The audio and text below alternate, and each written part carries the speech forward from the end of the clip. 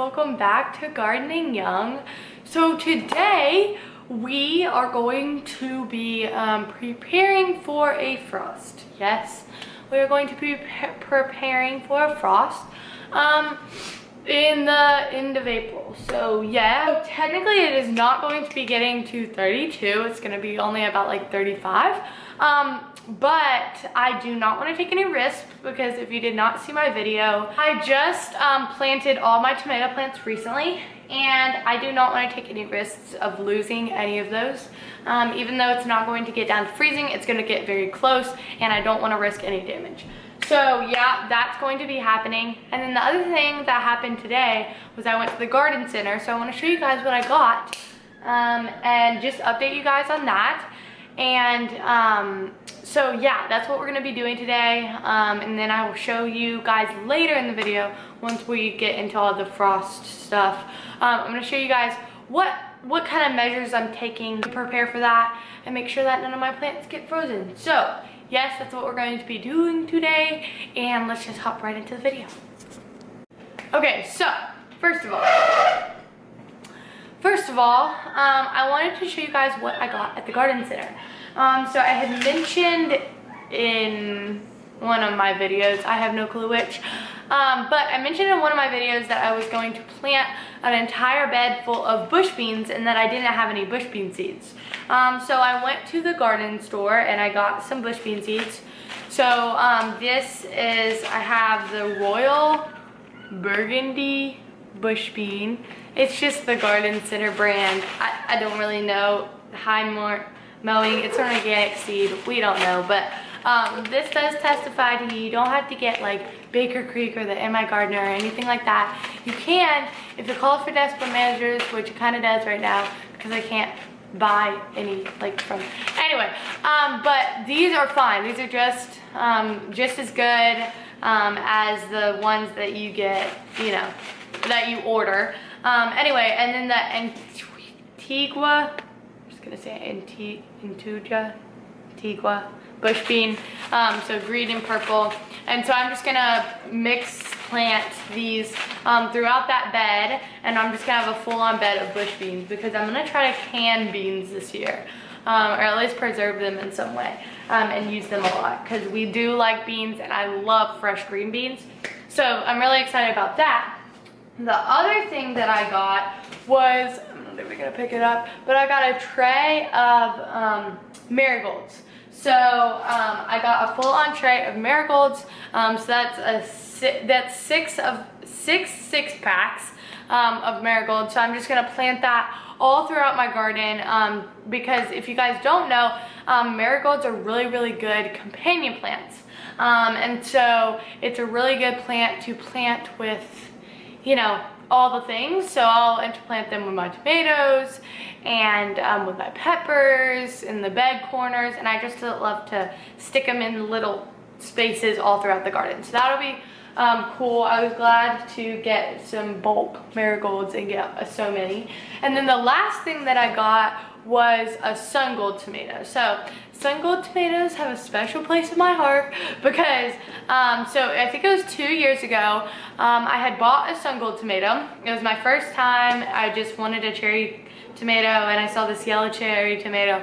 I thought it looked really cool, so I grew it, and it ended up literally like outperforming all of my other tomato plants that year. It did so good. It completely exploded, produced like crazy, and we also loved the tomatoes. We thought they were so good. They're really sweet. They're little gold tomatoes, not gold, yellow, but and they're really good. They're really sweet, and it's just such a good plant.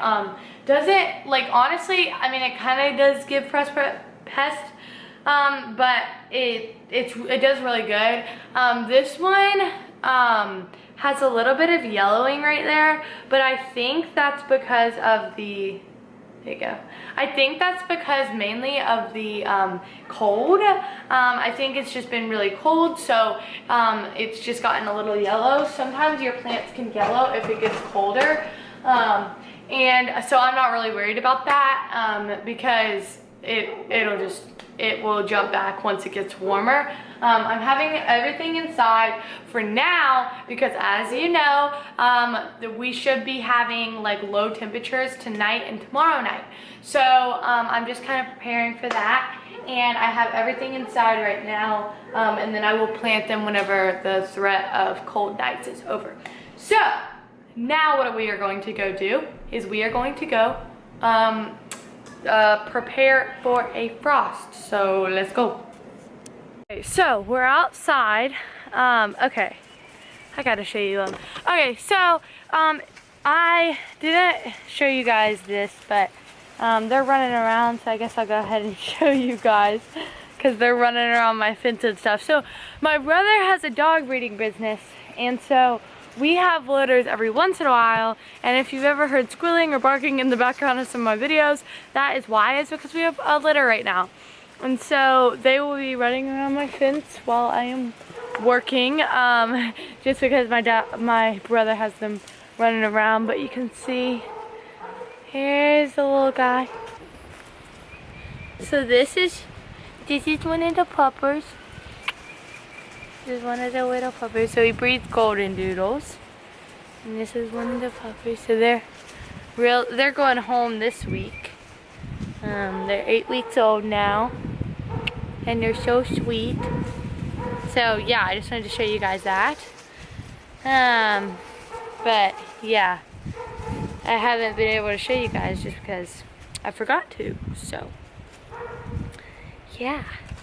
It's a cute little one. Oh, and now they're running into my fence, and it's quite hilarious. So I'm gonna set this guy down, and then we will go take a look at what I've set up for the frost. Okay, so basically I have a mixture of milk jugs on top of some, and sheets. So, all right. So over here you can see I have like a little tent situation going on over here. So basically what I just took is I took like a top sheet, you can use a blanket, anything like that, and I put some sticks under it to keep it kind of off the plants, not laying right on top of the plants, just to keep it kind of up. And you can see it kind of creates like a little tent for them. And then this is actually down here, this is one of the ones I used, apple juice container that I just cut the top off of and have sitting on top of here. And then over here I have the same thing, it's just a bed sheet. This one is actually like a sheet and not a top sheet, so it has one of those little like the like stretchy things. I don't know how to explain it. I'll show you what I mean. Hold on. So it has like this part, you know, can't see this part, the stretchy part. And so that meant that I had to kind of be a little bit more creative with my sticks so that they weren't pulling on my plants at all. Okay, so that's my setup. Is I have the sheets put out with the sticks. And what I was saying earlier is that since like if you have like regular bed sheets that have like the stretchy part, you're gonna have to be a little bit more creative with like the sticks, and making sure that it's not like stretching or hurting any of your plants, because it's very easy to completely decapitate your tomato plants if you're not careful. So that's just with a stretchy sheet, but that has that stretchy part. But with like sheets like this, if you need to put any rocks down to like keep it down, if there's gonna be wind or anything, make sure you do that, because that's very important. And then, I mean, that's pretty much it. So that's kind of how I deal with a late frost. If I have frost tinder things down to or in. All of my other frost tinder stuff, like I have some basil. I think it'll be fine. I'm gonna bring these tomato plants in that I have sitting here. There's a puppy running into my fence and it's quite hilarious. Okay, I think I'm gonna bring, so these are the tomato plants that are for my grandma. I think I'm gonna bring those inside. I've just kept them out here because, you know, they're hardening it off and stuff. So I was keeping them out here to wait. But I'm gonna take those and put those inside. And then if you have any other frost tinder things that are in pots, then you can just, you know, of course bring them inside. So that's pretty much what I'm doing. I have my tomato plant, my potato plants, and they're doing great. They're all sprouting and giving their leaves, and it makes me so happy, and very much wild spring time, and it makes me very happy. So I hope you guys enjoyed this video. I know it wasn't a super eventful video, but I just needed to make sure that all my frost tinder things were covered. Oh, one more thing too, make sure that you put your stuff out like a little bit before the sun comes down, so that all the warmth can get caught in the whatever your protection is before the sun goes down, and it's not just cold, because you need that warmth to stay in. It's kind of the point of the sheet, is to kind of capture the warmth and keep those warm while it gets really cold. So that's another thing too. So I'm probably gonna set some rocks to just kind of situate the sheet a little bit better, and that'll be it for today. So I hope you guys enjoy this video. Make sure you subscribe, like, comment, all those good things, and I will see you guys next time. Bye.